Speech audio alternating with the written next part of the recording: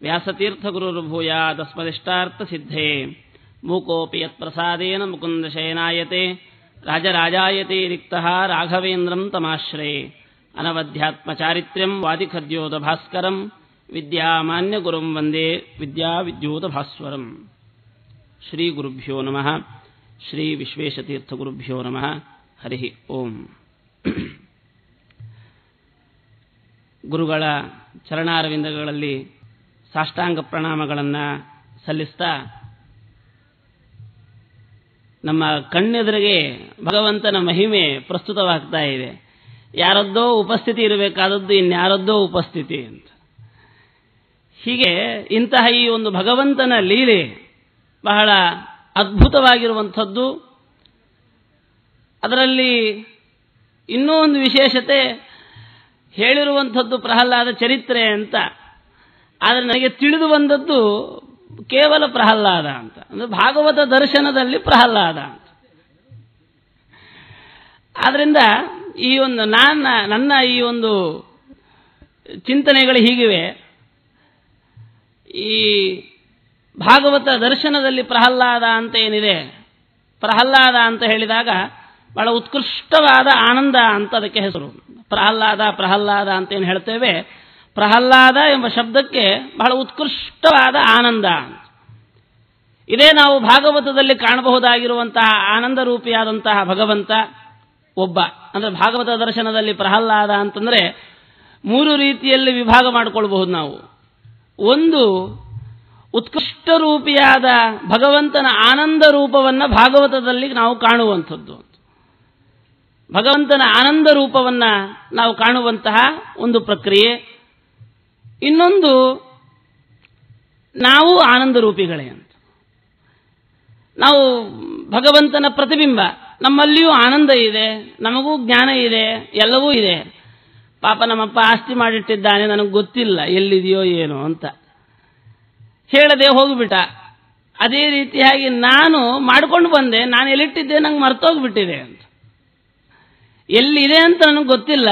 ಆದ್ರಿಂದ ನನ್ನ ಒಳಗಿರುವ ಆನಂದವನ್ನು ಬಡಿದೆಬ್ಬಿಸುವಂತಹ ದರ್ಶನ ಈ ಒಂದು ಭಾಗವತ ದರ್ಶನ.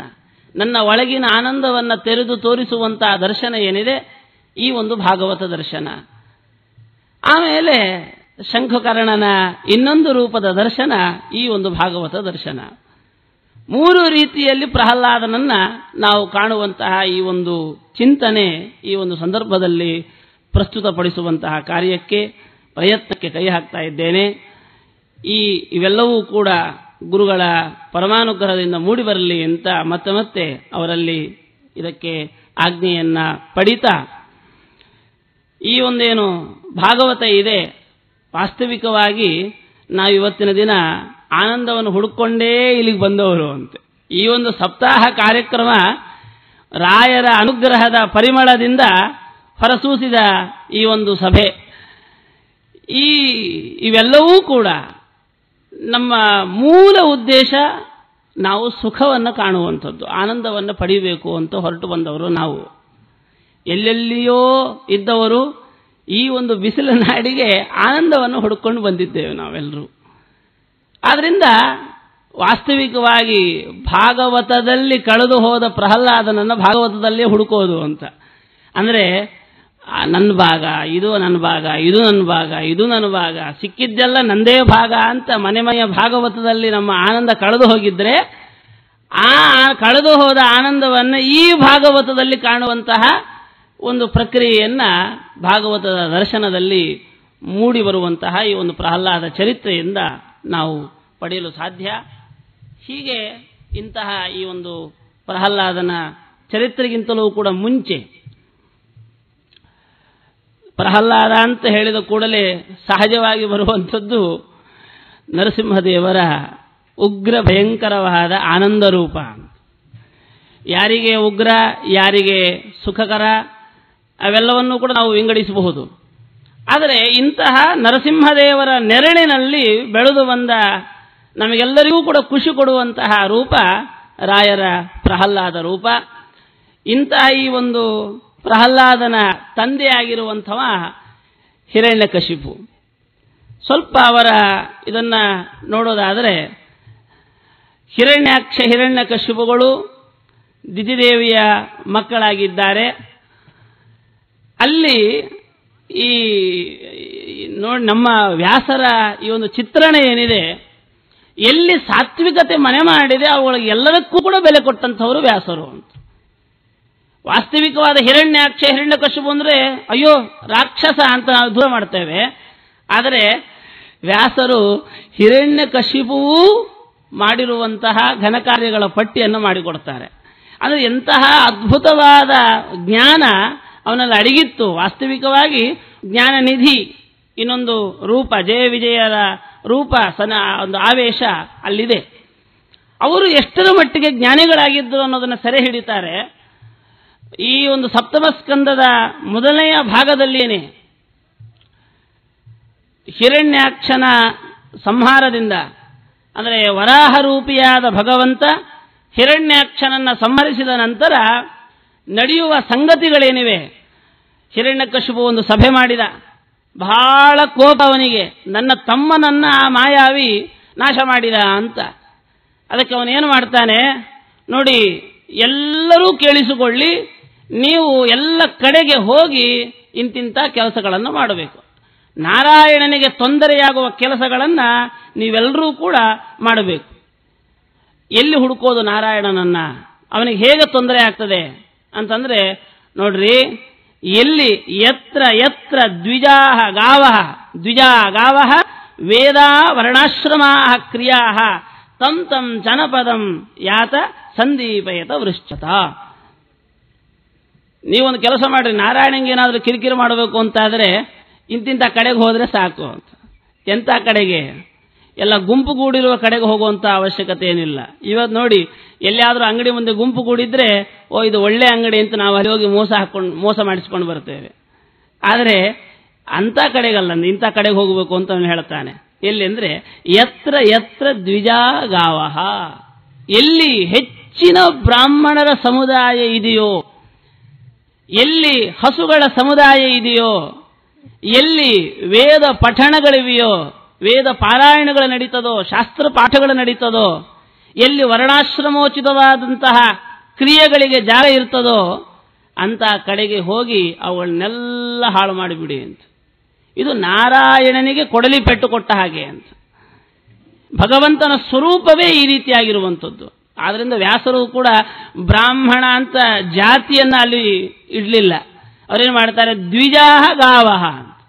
ಯಾರು ದ್ವಿಜರಾಗಿದ್ದಾರೆ, ಸಂಸ್ಕಾರವಂತರಾದಂತಹ ಬ್ರಾಹ್ಮಣರ ಮನೆತನಗಳು ಎಲ್ಲೆಲ್ಲಿವೆಯೋ ಅಂತಹ ಕಡೆಗೆ ಹೋಗಿ ಅವುಗಳನ್ನು ಸಂಸ್ಕಾರಹೀನರನ್ನಾಗಿ ಮಾಡಿ, ಬ್ರಾಹ್ಮಣರಿದ್ದ ಕಡೆಯಲ್ಲಿ ಸಾಮಾನ್ಯವಾಗಿ ಗೋಸಂತಾನ ಇರ್ತದೆ ಅಂತ, ಆ ಗೋಸಂತಾನವನ್ನೂ ಇಲ್ಲ ಅಂತ ಮಾಡಿ, ವೇದ ಪಾರಾಯಣಾದಿಗಳನ್ನಿಲ್ಲ ಅಂತ ಮಾಡಿ, ಒಂದು ಸಂಸ್ಕಾರ, ಆ ವರ್ಣಾಶ್ರಮೋಚಿತವಾದ ಸಂಸ್ಕಾರಗಳನ್ನು ಇಲ್ಲ ಅಂತ ಮಾಡಿ, ಆವಾಗ ನಾರಾಯಣನಿಗೆ ಮಾಡುವಂತಹ ಬಹುಮುಖ್ಯವಾದ ತೊಂದರೆ ಅಂದರೆ ಇದೆ. ಇಷ್ಟು ಮಾಡಿಬಿಟ್ರೆ ಸಾಕು, ಅವ ಸುಮ್ಮನೆ ಕೂತ್ಕೊಳ್ತಾನೆ, ನಾವು ಮೇಲೆ ಹೇಳ್ಬೋದು ಅಂತ. ಆದರೆ ಗ್ರಹಚಾರ ನೋಡಿ, ಅವತ್ತು ಪಾಪ ಆರ್ಡರ್ ಕೊಟ್ಟಿದ್ದು ಇವತ್ತು ಜರುಗಿಸ್ತಾ ಇದ್ದಾರೋ ಏನೋ ಹಿರಣ್ಯಕಶಿಪುವಿನ ಸಹಚರರು ಅಂತ. ಇವತ್ತು ನಾವು ನೋಡಿದರೆ ಯತ್ರ ಯತ್ರ ದ್ವಿಜಾಹ ಗಾವಹ, ಸಂಸ್ಕಾರವಂತರಾದ ಬ್ರಾಹ್ಮಣರ ಮನೆತನ ಎಲ್ಲಿ ಅಂತ ಕಾಣೋಣ ಅಂತ. ಎಲ್ಲೆಲ್ಲೆಲ್ಲೆಲ್ಲ ಚೆದರಿ ಹೋಗಿಬಿಟ್ಟಿವೆ, ಎಲ್ಲೂ ಸರಿಯಾದ ಯಾರಿಗೂ ಬೇಡ. ಈ ದ್ವಿಜತ್ವ ಅನ್ನೋ ಒಂದು ಇದು ಯಾರಿಗೂ ಬೇಡ. ಮದುವೆ ಆಗೋಕ್ಕಿಂತ ಮುಂಚೆ ಕ್ವಾಲಿಫಿಕೇಶನ್ ಅಂತ ಹೇಳಿ ಉಪನಯನ, ಮದುವೆ ಹಿಂದಿನ ಉಪನಯನ, ಮರುದಿನ ಮದುವೆಗೆ ಮುಹೂರ್ತ. ಯತ್ರ ಯತ್ರ ದ್ವಿಜಾಹ, ಎಲ್ಲಿ ಎರಡನೇ ಜನ್ಮ ಯಾವಾಗ ಪಡೆದ ಇವ? ಸಂಸ್ಕಾರವಂತನಾಗಿರುವಂಥದ್ದು ಯಾವಾಗ? ಕೃಷ್ಣನೂ ಕೂಡ ಹೇಳ್ತಾನೆ, ಜನ್ಮನ ಜಾಯತೆ ಶೂದ್ರ ಸಂಸ್ಕಾರಾತ್ ದ್ವಿಜ ಉಚ್ಯತೆ. ಸಂಧ್ಯಾ ವಂದನೆಯನ್ನು ಬಿಟ್ಟರೆ ಪುನರುಪನಯನ ವಿಧಿ ಇದೆ ನಮ್ಮಲ್ಲಿ ಅಂತ. ಪುನಃ ಉಪನಯನ ಮಾಡಿಸಿಕೊಳ್ಳಬೇಕ್ರಿ ಅವ. 3 ದಿನಗಳ ಕಾಲ ಸಂಧ್ಯಾ ವಂದನೆಯನ್ನು ಬಿಟ್ಟಿದ್ದೇ ಆದರೆ ಪುನಃ ಉಪನಯನ ಮಾಡಿಸಿಕೊಳ್ಳಬೇಕು, ಆಮೇಲೆ ಅವ ದ್ವಿಜ ಅಂತ ಕರೆಸಿಕೊಳ್ಳುತ್ತಾನೆ. ಇವತ್ತಿಗೆ ನಾನು ಬ್ರಾಹ್ಮಣ ಅಂತ ಹೇಳಿಕೊಳ್ಳಿಕ್ಕೂ ಇವ ನಾಚಿಕೆ ಪಡುವಂತ ಒಂದು ಸಂದರ್ಭ. ಯಾಕೆ ನಾನು ಯಾಕೆ ಅಯ್ಯೋ ಬ್ರಾಹ್ಮಣ ಅಂತ ಹೇಳೋದು ಎಲ್ಲಿ ಒಳಗೆ ಸೇರಿಸಲ್ವೋ ಏನೋ, ಯಾರಿಗೂ ಗೊತ್ತು. ಆಗಿನ ಕಾಲದಲ್ಲಿ ಬೇರೆಯವರು ಅಂತ ಹೇಳ್ಕೊಂಡ್ರೆ ಸ್ವಲ್ಪ ಕಷ್ಟ ಇತ್ತು. ಆದರೆ ಇವಾಗ ಬ್ರಾಹ್ಮಣ ಅಂದ್ರೆ ಅಯ್ಯೋ ಬೇಡ, ಗೌರ್ಮೆಂಟ್ ಬ್ರಾಹ್ಮಣರು ಬೇರೆನೇ ಇದ್ದಾರೆ, ಅವರೇ ಇರಲಿ, ನೀವು ಬೇಡ ಅಂತ. ಯತ್ರ ಯತ್ರ ದ್ವಿಜಾಹ ಗಾವಹ, ಹಸುಗಳ ಸಮುದಾಯ ಎಲ್ಲಿರ್ತದಪ್ಪ? ಹಸುಗಳು ಈಗ ನೋಡಿದೆ ಹಾಲಿಗೆ ಬೇಕಾದ ಹಸುಗಳು ಅಂತ. ಆದರೆ ಆವಾಗ ಹೋಮಕ್ಕೆ ಬೇಕಾಗಿರುವಂಥವುಗಳು ಹಸುಗಳಾಗಿದ್ವು ಅಂತ. ಈಗ ನೋಡಿದ್ರೆ ಹಸುಗಳ ಸ್ಥಾನವನ್ನು ನಾಯಿಗಳು ಆಕ್ರಮಿಸಿಕೊಂಡ್ಬಿಟ್ಟಿವೆ ಅಂತ. ಪಾಪ ಅವತ್ತು ಆರ್ಡರ್ ಕೊಟ್ಟಿದ್ದು ಇವತ್ತು ನಡೀತಾ ಇದೆ ಅಂತ. ಹಿರಣ್ಯಕಶಿಪು ಅವತ್ತು ಆರ್ಡರ್ ಕೊಟ್ಟ, ಇವತ್ತಿಗೂ ನಡೀತಾ ಇದೆ ಅದು. ಯತ್ರ ಯತ್ರ ದ್ವಿಜಾಹ ಗಾವಹ ವೇದ ವರ್ಣಾಶ್ರಮೋಚಿತವಾದಂತಹ ಸಂಸ್ಕಾರ. ಇವತ್ತಿನ ದಿನ ಬ್ರಾಹ್ಮಣನಾದ ವ್ಯಕ್ತಿ, ಬ್ರಾಹ್ಮಣಿಕೆಯನ್ನು ಪಡೆಯುವ ಯೋಗ್ಯತೆ ಇರುವ ವ್ಯಕ್ತಿ ಜನಿವಾರವನ್ನು ಗೂಟಕ್ಕೆ ತಗಲು ಹಾಕೊಂಡು ಆಫೀಸಿಗೆ ಹೋಗ್ತಾನೆ. ಬೇರೆಯವನು ಕೇಳ್ತಾನೆ, ನನಗೆ ಯಾಕೆ ನೀವು ಜನಿವಾರ ಹಾಕಲ್ಲ ಅಂತ. ನಮ್ಮ ಗುರುಗಳ ಬಳಿಯೇ ಕ್ಷತ್ರಿಯರಾಗಿರುವಂತಹ ವ್ಯಕ್ತಿ, ವೈಶ್ಯನಾದ ವ್ಯಕ್ತಿ, ನನಗೆ ಯಾಕೆ ನೀವು ಉಪನಯನ ಮಾಡಬಾರದು ಅಂತ ಕೇಳ್ತಾನೆ. ನನಗೆ ಯಾಕೆ ನೀವು ಗಾಯತ್ರಿ ಮಂತ್ರದ ಉಪದೇಶವನ್ನು ಕೊಡಬಾರದು ಅಂತ. ಹೀಗೆ ಎಲ್ಲವೂ ಕೂಡ ವಿಭಾಗ ಮಾಡಿ ಅಂತ ಹಿರಣ್ಯಕಶಿಪು ಇವ್ಯಾವುದೂ ಇಲ್ಲ ಅಂತ ಮಾಡಿ, ಆವಾಗ ನಾರಾಯಣನಿಗೆ ನೆಲೆ ಇಲ್ಲ, ಅವನಿಗೆ ನೆಲೆ ಇಲ್ಲ ಅಂತ ಆಗೋಗ್ಬಿಟ್ರೆ ಸಾಕು ಅಂತ ಹೇಳಿದಾಗ ಇವರೆಲ್ಲರೂ ಕೂಡ ಹೊರಡುತ್ತಾರೆ. ಆ ರಾಕ್ಷಸನ ಸಹಚರರೆಲ್ಲರೂ ಕೂಡ ಎಲ್ಲ ಕಡೆಗೆ ಹೋಗಿ ಹಿಂಸೆಯನ್ನ ಮಾಡಲಿಕ್ಕೆ ಪ್ರಾರಂಭ ಮಾಡ್ತಾರೆ. ಆದರೆ ಇಷ್ಟೆಲ್ಲ ಹೇಳುವ ಹಿರಣ್ಯಕಶಿಪು ಮನೆಗೆ ಬಂದು ನೋಡಿದರೆ ಅವನ ತಮ್ಮನ ಹೆಂಡತಿ ಋಷದ್ಭಾನು, ದಿತಿದೇವಿ ಇಬ್ಬರೂ ಕೂಡ ಮತ್ತೆ ಮಕ್ಕಳು ಎಲ್ಲರೂ ಬಹಳ ಗೋಳೋ ಅಂತ ಅಳ್ತಾ ಇದ್ದಾರಂತೆ. ಕಾರಣ ಕೇಳಿದ್ರೆ ಒಬ್ಬ ಅಪ್ಪ ಇಲ್ಲ ಅಂತ ಹೇಳ್ತಾನೆ, ಇನ್ನೊಬ್ಳು ಗಂಡ ಇಲ್ಲ ಅಂತ ಹೇಳ್ತಾನೆ, ಇನ್ನೊಬ್ಳು ಮಗ ಇಲ್ಲ ಅಂತ. ಇವುಗಳನ್ನೆಲ್ಲ ನೋಡಿ ಬಹಳ ಆಶ್ಚರ್ಯದಿಂದ ಅವನು ಹೇಳ್ತಾನೆ, ಅಮ್ಮ ನೀನು ಅಳೋದೆ, ನೀವ್ಯಾರು ಅಳಬಾರದು ಅಂತ, ಇದು ಅಳುವ ಸಂಗತಿಗಳಲ್ಲ ಇದು ಅಂತ. ಯಾರೂ ಅಳುವಂತ ಅಗತ್ಯ ಇಲ್ಲ. ಅಲ್ಲ, ಮಗನನ್ನ ಕಳೆದುಕೊಂಡು ಅಳಬೇಡ ಅಂತ ಹೇಳಿದ್ರೆ ಹೇಗೆ? ಮಗನನ್ನ ಕಳೆದುಕೊಂಡದ್ದು ಅಂತ ಇಲ್ಲವೇ ಇಲ್ಲ. ಆದ್ರಿಂದ ಅಳುವ ಇದು ಬೇಡ. ಈಗ ನಾವೆಲ್ಲರೂ ಕೂಡ ಸೇರಿದ್ದೇವೆ ಅಂದರೆ ಯಾವುದೋ ಒಂದು ಕಾರಣದಿಂದ, ಯಾವುದೋ ಒಂದು ನಿಮಿತ್ತದಿಂದ ಇಲ್ಲಿ ಸೇರ್ಕೊಂಡ್ಬಿಟ್ಟಿದ್ದೇವೆ. ಅವ್ರು ಹೇಳ್ತಾನೆ ಹಿರಣ್ಯಕಶಿಪು, ಅಮ್ಮ ನಾವೆಲ್ಲರೂ ಜೊತೆಗೂಡಿದ್ದೇವೆ ಅಂತಂದ್ರೆ ಆಕಸ್ಮಿಕ ಅವೆಲ್ಲವೂ ಕೂಡ, ಯಾವುದೂ ಕೂಡ ನಾನು ಪೂರ್ವ ನಿರ್ದೇಶಿತನಾಗಿರಬಹುದು, ಆದರೂ ಅದೂ ಒಂದು ಆಕಸ್ಮಿಕವೇ, ನಾನು ಬರದೇನೂ ಇರಬಹುದು.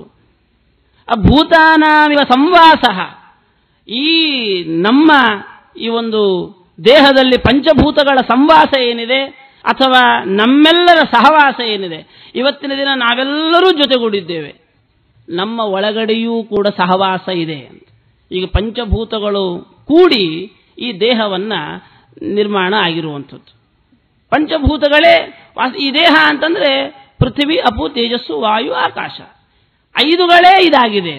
ಐದುಗಳ ಹೊರತಾದ ಈ ಜೀವ, ಈ ಒಂದು ದೇಹ ಇಲ್ಲ. ಈ ಐದುಗಳೇ ಜೀವ, ಈ ದೇಹವಾಗಿರುವಂಥದ್ದು. ಭೂತಾನಾಮಿವ ಸಂವಾಸ ಪ್ರಪಾಯಮಿವ ಸುವ್ರತೆ ದೈವೇನ ಏಕತ್ರ ನೀತಾನಾಂ ಉನ್ನೀತಾನಾಂ ತಥಾ ಧ್ರುವ. ನಮಗೆಲ್ಲ ಬೇಕಾದಷ್ಟು ಸಮೃದ್ಧಿ ಇದೆ, ಪುತ್ರ ಪೌತ್ರಾದಿಗಳ ಸಮೃದ್ಧಿ ಇದೆ, ಬೇಕಾದಷ್ಟು ಶ್ರೀಮಂತಿಕೆ ಇದೆ. ಇವೆಲ್ಲವೂ ಕೂಡ ದೈವೇನ, ಯಾವುದೋ ಒಂದು ಆಕಸ್ಮಿಕವಾದಂತಹ ಯಾವುದೋ ಒಂದು ಪುಣ್ಯವಶಾತ್ ನಾವೆಲ್ಲರೂ ಕೂಡ ಇಲ್ಲಿ ಸೇರ್ಕೊಂಡಿದ್ದೇವೆ. ಸೇರ್ಕೊಂಡಿದ್ಯಾಕೆ ಗೊತ್ತಾ? ಬೇರೆ ಆಗಲಿಕ್ಕೆ, ಸೇರ್ಕೊಂಡಿದ್ದು ಇರಲಿಕ್ಕೇನಲ್ಲ. ನೋಡಿ, ಯಾವುದು ಬೇರೆ ಆಗುತ್ತೆ, ಯಾವುದು ಸೇರಿರುತ್ತೋ ಅದೇ ಬೇರೆ ಆಗುತ್ತೆ ಅಂತ. ಈಗ ಸಂತೋಷವನ್ನ ಹುಡುಕುವ ನಾವು ಮೊದಲಿಗೆ ಆಲೋಚನೆ ಮಾಡಬೇಕು, ಎಲ್ಲಿಂದ ಸಂತೋಷ ಸಿಗ್ತಾ ಇದೆ, ಯಾರಿಂದ ಸಂತೋಷ ಸಿಗ್ತದೆ ಅಂತ. ಈಗ ನಾವು ಯಾರ್ಯಾರಿಂದ ಸಂತೋಷವನ್ನು ಪಡಿತೇವೆ ಅಂತ ಅನ್ಕೊಂಡಿರುತ್ತೇವೋ ಅವ್ರು ಯಾರಿಂದಲೂ ಸಂತೋಷ ಸಿಗುವುದಿಲ್ಲ. ನಾವು ಹೇಳ್ತೇವೆ ಬಂಧು ಬಾಂಧವರಿಲ್ಲ ಅಂದ್ರೆ ಸಂತೋಷ ಏನಿದೆ ಅಂತ. ನಿಮಗೆ ತೊಂದರೆ ಮಾಡೋದು ಯಾರು? ಆಕಸ್ಮಿಕವಾಗಿ ಅನಾಮಿಕ ಒಬ್ಬ ಯಾರೂ ತೊಂದರೆ ಕೊಡೋದಿಲ್ಲ ನಿಮಗೆ. ನಮಗೆ ಗೊತ್ತಿಲ್ಲದೆ ಇರುವ ವ್ಯಕ್ತಿ ನಮಗೆ ಯಾವ ತೊಂದರೆಯನ್ನು ಮಾಡಲ್ಲ. ಪಾಪ ಅವನ ಪಾಡ ಅವನ ರೋಡಲ್ಲಿ ಹೋಗ್ತಾ ಇರ್ತಾನೆ, ನಮಗೇನಾದ್ರೂ ಕಲ್ಲಿಸಿತಾನ? ಇಲ್ಲ. ಮತ್ತೆ ನಿನಗೆ ಯಾಕೆ ದುಃಖ? ಇವರೇ ಕಿರಿಕಿರಿ ಜಾಸ್ತಿ, ನಮ್ಮ ಬಂಧುಗಳದ್ದೇ ಕಿರಿಕಿರಿ ಜಾಸ್ತಿ. ಅವರಿಗೆ ಅದಾಗಬೇಕು, ಇದಾಗಬೇಕು, ನಮಗೆ ಗೊತ್ತಿರುವಂಥದ್ದೇ ನಮಗೆ ತೊಂದರೆ ಮಾಡಿಕೊಡುವಂಥದ್ದು. ಹೀಗೆ ನಾವು ಒಂದು ಕಡೆ ಸೇರುವಂಥದ್ದೇನಿದೆ, ಆ ಸೇರುವಂಥದ್ದು ನಾವು ಬೇರೆ ಆಗಲಿಕ್ಕೋಸ್ಕರವಾಗಿ ಅಮ್ಮ. ಆದ್ರಿಂದ ನಮ್ಮ ಜೊತೆಗಿರುವಂಥವನು ಒಬ್ಬನು ಮಾತ್ರ, ಅದು ಯಾರು ಅಂದ್ರೆ ಭಗವಂತ ಮಾತ್ರ ಅಂತ. ನೀನು ಹೇಗಾದ್ರೂ ಇರು, ಎಲ್ಲಾದ್ರೂ ಇರು, ನಿನ್ನ ಜೊತೆಗೆ ಒಬ್ಬನಿರ್ತಾನೆ ಅಂತ. ಯಾಕಂದ್ರೆ ನೀನನ್ನು ಯಾವತ್ತೂ ಬಿಟ್ಟಿರೋದಿಲ್ಲ, ನೀನು ಅವನನ್ನು ಬಿಟ್ಟಿರ್ತೀಯ ಅಷ್ಟೇ ಅಂತ. ಜೊತೆಗೆ ಭಗವಂತ ಇರ್ತಾನೆ. ಆ ಭಗವಂತನ ಸಹವಾಸವನ್ನು ಮಾತ್ರ ನಾವು ಅನುಭವಿಸಬೇಕು ಹೊರತು ಬೇರೆಯವರ ಸಹವಾಸದಿಂದ ಯಾವ ಲಾಭವೂ ಇಲ್ಲ. ಯಾಕೆ? ಬೇರೆಯವರೆಲ್ಲರೂ ಕೂಡ ಬೇರಾಗಲಿಕ್ಕೇ ಇರುವಂಥವ್ರು, ಎಲ್ಲರೂ ಬೇರಾಗುವಂಥವರೇ. ಈ ಹೋದಾಗ ಸ್ವಲ್ಪ ಮಟ್ಟಿಗೆ ಬೇಜಾರಾಗ್ತದೆ. ನಾವು ಇದ್ದಾಗ ಹೇಳ್ತಿರ್ತೇವೆ, ನೋಡು ನೀನಿಲ್ಲ ಅಂತಾದರೆ ನಾನಿರೋದಿಲ್ಲ, ನೀನು ಹೊರಟೆ ಅಂದ್ರೆ ನಾನು ಹೊರಟು ಬರ್ತೇನೆ ಅಂತ. ಆದರೆ ಹೇಳ್ಕೊಂಡು ಎಷ್ಟು ದಿನಗಳ ಕಾಲ ಜೀವ ತಳಿತಾ ಹೋಗ್ತಾ ಇದ್ದೇವೆ. ನಾವು ಹೇಳಿದಂಥವ್ರು ನಾವೇ ಹೇಳಿರ್ತೇವೆ. ನಮ್ಮ ಮನೆಯವ್ರನ್ನೇ ಕಳ್ಕೊಂಡಾಗ ಸಹಜವಾಗಿ ಅಯ್ಯೋ ಇದ್ಬಿಡೋಣ ಬಿಡ್ರಿ, ಹೋಗ್ಲಿಕ್ಕೆ ನಮ್ಮ ಕೈಲಿ ಆಗಲ್ಲ. ಯಾಕೆಂದ್ರೆ ಹೋಗೋದಾಗಲಿ ಬರೋದಾಗಲಿ ನಮ್ಮ ಕೈಲಿರುವಂಥದ್ದಲ್ಲ, ನಾವು ಹೇಳ್ತೇವೆ ಅಷ್ಟೇ ಅಂತ. ಆದ್ರಿಂದ ಯಾವತ್ತಿಗೂ ಜೊತೆಗಿರುವಂಥವನು ಯಾರು ಅಂದ್ರೆ ಅವನೊಬ್ಬನೇ ಅಮ್ಮ. ಆದರೆ ಆ ಭಗವಂತನನ್ನ ಚಿಂತನೆ ಮಾಡೋದನ್ನು ಬಿಟ್ಟು ಅಯ್ಯೋ ನನ್ನ ಮಗ ಹೋದ್ನಲ್ಲ ಅಂತ ಯೋಚನೆ ಮಾಡಬೇಡ. ಅವನು ಬಂದಿದ್ದೇ ಹೋಗಲಿಕ್ಕೆ ಅಂತ ಆದಮೇಲೆ ಹೋದ ಅಂತ ಬೇಜಾರು ಮಾಡ್ಕೊಳ್ಳೋದಿದೆಯಾ? ಹೋದ ಅಂತ ಬೇಜಾರು ಮಾಡ್ಕೊಳ್ಬೇಡ. ಯಥಾಂಬಸ ಪ್ರಚಲತ ತರವೋಪಿ ಚಲಾಯಿವ ಚಕ್ಷುಷ ಭ್ರಾಮ್ಯಮಾಣೇನ ದೃಶ್ಯತೆ ಭ್ರಮತೀವ ಭೂ. ನಾನು ರಸ್ತೆಯಲ್ಲಿ ಹೋಗ್ತಾ ಇದ್ದೇನೆ, ರಸ್ತೆಯ ಪಕ್ಕದಲ್ಲಿ ನದಿ ಹರಿತಾ ಇದೆ. ನದಿಯಲ್ಲಿ ನೋಡಿದರೆ ಆ ಪ್ರತಿಬಿಂಬ ರೂಪದಲ್ಲಿ ಮೂಡುವ ಮರಗಳು ಎಲ್ಲವೂ ಹೋದಾಗೇ ಕಾಣಿಸ್ತಾ ಇವೆ ಅಂತ. ನಾವು ಬಸ್ಸಲ್ಲಿ ಹೋಗಬೇಕಾದ್ರೆ ಮಕ್ಕಳ ಆಟಿಕೆಯಲ್ಲಿ ಹೇಳೋದಿರುತ್ತದೆ, ನೋಡು ಮರಗಳೆಲ್ಲ ನಿನ್ನ ಜೊತೆಗೆ ಬರ್ತಾ ಇವೆ ಅಂತ. ಫಾಸ್ಟ್ ಆಗಿ ಗಾಡಿಯಲ್ಲಿ ಹೋದರೆ, ಬಸ್ಸಲ್ಲಿ ಹೋದರೆ ಕಿಟಕಿಯಲ್ಲಿ ನೋಡಿದ್ರೆ ಮರಗಳೆಲ್ಲ ನಮ್ಮ ಜೊತೆಗೆ ಬರ್ತಾ ಇದ್ದ ಹಾಗೆ ಅನಿಸುತ್ತೆ. ಆದರೆ ಜೊತೆಗೆ ಬರುವಂಥದ್ದಲ್ಲ ಯಾವೂ ಕೂಡ. ಯಥಾಂಬಸ ಪ್ರಚಲತ ತರವೋಪಿ ಚಲಾಯುವ ಚಕ್ಷುಷಾ ಭ್ರಾಮ್ಯಮಾಣೇನ. ಇದ್ದಕ್ಕಿದ್ದಾಗ ತಲೆ ತಿರುಗಿಬಿಡ್ತು. ತಿರುಗಿದ್ರೆ ಅಯ್ಯೋ ಎಲ್ಲ ತಿರುಗುತ್ತಾ ಇದ್ದಾರೆ, ಸುತ್ತ ಕೂತವರೆಲ್ಲ ತಿರುಗುತ್ತಾ ಇದ್ದಾರೆ ಅಂತ ಅನಿಸುತ್ತೆ. ನಮಗೆ ತಲೆ ತಿರುಗಿದರೆ, ಪಿತ್ತ ನೆತ್ತಿಗೆ ಏರಿದರೆ ಸಹಜವಾಗಿ ಎಲ್ಲರೂ ತಿರುಗುತ್ತಾ ಇದ್ದಾರೆ ಜೊತೆಗೆ ಅಂತ ಅನಿಸುತ್ತೆ. ಆದರೆ ಕೂತವರೆಲ್ಲ ಕೂತಲ್ ಕಡಲ್ಲೇ ಇರುತ್ತಾರೆ, ನಾನು ಮಾತ್ರ ತಿರುಗುತ್ತಾ ಇರ್ತೇನೆ, ನನ್ನ ಮನಸ್ಸು ಮಾತ್ರ ತಿರುಗುತ್ತಾ ಇದೆ. ಆದ್ರಿಂದ ಇವೆಲ್ಲವೂ ಕೂಡ ಜೊತೆಗೆ ಇದ್ದ ಹಾಗೆ ಇರ್ತಾರೆ. ಇವು ಯಾವತ್ತಿಗೂ ಜೊತೆಗೆ ಇರ್ತಾರೆ ಅಂತ ಅನ್ನೋ ಭ್ರಮೆ ಇರ್ತದೆ, ಯಾವತ್ತಿಗೂ ಜೊತೆ ಇರೋದಿಲ್ಲ. ಆದ್ರಿಂದ ಇದರ ಬಗ್ಗೆ ಆಲೋಚನೆ ಮಾಡಬೇಡ ಅಂತ ಹೇಳ್ತಾ ಒಳ್ಳೆಯ ಒಂದು ಪ್ರಸ್ತಾಪವನ್ನು ಮುಂದಿಡ್ತಾನೆ. ಅಮ್ಮ, ಹಿಂದೆ ನಿನ್ನ ಕತೆ ಕೇಳಿದೀಯೋ ಇಲ್ಲೋ ಗೊತ್ತಿಲ್ಲ, ಒಂದು ಕತೆ ಹೇಳ್ತೇನೆ ಅಂತ ಒಂದು ಕತೆ ಹೇಳ್ತಾನೆ. ಹಿರಣ್ಯಕಶಿಪು ಅಷ್ಟು ತಾಳ್ಮೆಯಿಂದ ತನ್ನ ತಾಯಿಗೆ ಒಂದು ಕಥೆಯನ್ನು ಹೇಳ್ತಾನೆ. ಉಶೀನರ ದೇಶದ ರಾಜನ ಕಥೆಯನ್ನ, ಸುಯಜ್ಞನ ವೃತ್ತಾಂತವನ್ನು ತಿಳಿಸ್ತಾನೆ. ಅಮ್ಮ, ಹಿಂದೆ ಒಬ್ಬ ರಾಜ ಇದ್ದ. ಅವ ಇದ್ದಕ್ಕಿದ್ದಾಗೆ ಶತ್ರುಗಳ ಯುದ್ಧಕ್ಕೆ ಸೆರೆಯಾದ, ಯುದ್ಧದಲ್ಲಿ ಮಡಿದ. ಆಕಸ್ಮಿಕವಾದ ಮರಣ ಅವನಿಗೆ ಪ್ರಾಪ್ತವಾಗಿದೆ. ಅಲ್ಲಿ ಅವನಿಗೆ ಸಾವಿರ ಜನ ಹೆಂಡತಿಯರಿದ್ದಾರೆ. ಅವರೆಲ್ಲರೂ ಕೂಡ ಈ ರಾಜನ ಶವದ ಮುಂದೆ ಗೋಳೋ ಅಂತ ಅಳುತ್ತಿದ್ದಾರೆ. ಅಳ್ತಾ ಇರುವಂತ ರಾಣಿಯರನ್ನ ಎಷ್ಟು ಸಂತೈಸಿದರೂ ಕೂಡ ಅವರು ಮೇಲೆ ಎಳ್ತಾ ಇಲ್ಲ. ಅವರು ಒಂದೇ ಮಾತು, ನನ್ನ ಗಂಡನನ್ನು ಬಿಟ್ಟು ನಾನು ಹೋಗೋಲ್ಲ ಅಂತ. ಅವಾಗ ಸಾಯಂಕಾಲವಾಗಿದೆ. ಹೇಳ್ತಾರೆ, ಅಮ್ಮ, ಶವವನ್ನು ಹೆಚ್ಚು ಹೊತ್ತು ಇಟ್ಕೊಳ್ಬಾರದು, ಯಾಕೆಂದ್ರೆ ಅದು ಭಗವಂತನಿಗೆ ಕೊಡುವ ಆಹುತಿ, ಕೊನೆಯ ಆಹುತಿ. ನನ್ನನ್ನು ನಾನು ಸರ್ವ ಸಮರ್ಪಣೆ ಮಾಡುವಂತಹ ಒಂದು ಪ್ರಕ್ರಿಯೆ. ಅದನ್ನು ಹಳಿಸಿದ ಅನ್ನವನ್ನು ಯಾವ ರೀತಿಯಾಗಿ ನಾನು ಸ್ವೀಕಾರ ಮಾಡೋದಿಲ್ವೋ ಅದೇ ರೀತಿಯಾಗಿ ಹೆಚ್ಚು ಕಾಲ ಪ್ರಾಣ ಹೋದ ನಂತರ ಹೆಚ್ಚು ಕಾಲ ಉಳಿದ ದೇಹವನ್ನ ಅಗ್ನಿಗೆ ಸಮರ್ಪಣೆ ಮಾಡಲಿಕ್ಕೆ ಸಾಧ್ಯವಾಗೋದಿಲ್ಲ. ಆದ್ರಿಂದ ಬೇಡ, ಬೇಗ ತೆಗೆದು ಬಿಡೋಣ. ಅದಕ್ಕೆ ಅವರು ಹೇಳ್ತಾರೆ, ಇಲ್ಲ ಇಲ್ಲ ಇಲ್ಲ, ಇದು ನನ್ನ ಗಂಡನನ್ನ ಬಿಟ್ಟು ನಾನು ಬರೋದೇ ಇಲ್ಲ. ನನ್ನ ಗಂಡ ಎಲ್ಲಿಗೆ, ಇವತ್ತಿನವರೆಗೂ ಅವನು ಎಲ್ಲಿಗೆ ಹೋದ್ರೂ ನಾವು ಹೋಗ್ತಾ ಇದ್ದವರು, ಎಲ್ಲಿಗೆ ಹೋದ್ರೂ ಅವನು ಕರ್ಕೊಂಡು ಹೋಗ್ತಾ ಇದ್ದ. ಇವತ್ತೂ ಕೂಡ ನನ್ನನ್ನು ಅವನು ಕರ್ಕೊಂಡು ಹೋಗೋ ತನಕ ನಾನು ಹೇಳಲ್ಲ. ಆ ಒಂದು ಪ್ರಕ್ಷುಬ್ಧವಾದ ವಾತಾವರಣವನ್ನ ತಿಳಿಗೊಳಿಸಲಿಕ್ಕೆ ಯಮದೇವರೇ ಒಬ್ಬ ಬಾಲಕನ ರೂಪದಲ್ಲಿ ಬಂದು ಇಳಿತಾ ಇದ್ದಾರಂತ. ನಾವು ಹೇಳ್ತೇವೆ, ಯಮ ಅಂತಂದು ಕೂಡಲೇ ಒಬ್ಬ ಏನು ನಿಷ್ಕರುಣಿ ಅಂತ. ಅಂದ್ರೆ ಅವನಿಗೆ ಕರುಣೆಯೇ ಇಲ್ಲ. ಅಚಾನಕ್ಕಾಗಿ ತಗೊಂಡು ಹೋಗಿಬಿಡ್ತಾನೆ ನಮ್ಮನ್ನ. ಇಲ್ಲೇ ಕೂತ್ಕೊಂಡು ಮಾತಾಡ್ತಾ ನಗ್ತಾ ಇರ್ತೇವೆ, ಇದ್ದಕ್ಕಿದ್ದಾಗೆ ಸೈಲೆಂಟ್ ಆಗೋಗ್ಬಿಟ್ಟಿರ್ತೇವೆ, ನನ್ನ ಪ್ರಾಣ ಹೋಗಿಬಿಟ್ಟಿರ್ತದೆ. ಎಂಥ ನಿಷ್ಕರುಣಿ ಅಂತ ಹೇಳ್ತಾರೆ. ಆದರೆ ಯಮದೇವರಿಗೆ ಇರುವಷ್ಟು ಕರುಣೆ ಇನ್ಯಾರಿಗೂ ಇಲ್ಲ. ಅಲ್ಲ, ನಿಮ್ಗೆ ಹೆಂಗೆ ಗೊತ್ತಾಯಿತು? ನನಗಲ್ಲ, ವಯಸ್ಸ ಮಂಚದ ಮೇಲೆ ಮಲಗಿರುವಂಥ ಬಳಿ ಕೇಳಿ ಅಂತ. ಯಮದೇವರಿಗೆ ಎಷ್ಟು ಕರುಣೆ ಅಂತ ನಿಮ್ಮನ್ನು ಕೇಳಿದ್ರೆ ಗೊತ್ತಾಗಲ್ಲಂತ. ಮಂಚದ ಮೇಲೆ ಮಲಗಿರುವ ವ್ಯಕ್ತಿಯಲ್ಲಿ ಯಮ ಬೇಗ ಕರ್ಕೊಂಡು ಹೋಗೋ, ಯಾವಾಗ ನೋಡಿದ್ರೆ ಅದೇ. ಒಂದು ವೇಳೆ ಕರ್ಕೊಂಡು ಹೋಗಿಲ್ಲ ಅಂತ ಇಟ್ಕೊಳ್ಳಿ, ಎಷ್ಟು ಸಮಯ ಬಯಸಿಕೊಂಡಿರಬೇಕು ಈ ಲೋಕದಲ್ಲಿ. ಪಾಪ ಸೇವೆ ಮಾಡಲಾರದೆ ಸೇವೆ ಮಾಡ್ತಾಳೆ ಸೊಸೆ, ಇವ ಏಗಲಾರದೆ ಹೇಳ್ತಾನೆ ಮಗ. ಮನೆಯಲ್ಲಿ ಮೊಮ್ಮಕ್ಕಳನ್ನು ಮುದ್ದು ಮಾಡಲಿಕ್ಕಿಲ್ಲ, ತಿನ್ಲಿಕ್ಕಿಲ್ಲ, ಬಿಡ್ಲಿಕ್ಕಿಲ್ಲ, ವಿಚಿತ್ರವಾದ ಸಮಸ್ಯೆಗಳು. ಆ ಒಂದು ಸಂದರ್ಭದಲ್ಲಿಯೂ ಯಮನನ್ನು ಕರ್ಕೊಂಡು ಹೋಗಲಿಲ್ಲ ಅಂತಂದ್ರೆ ಯಾರಿಗೂ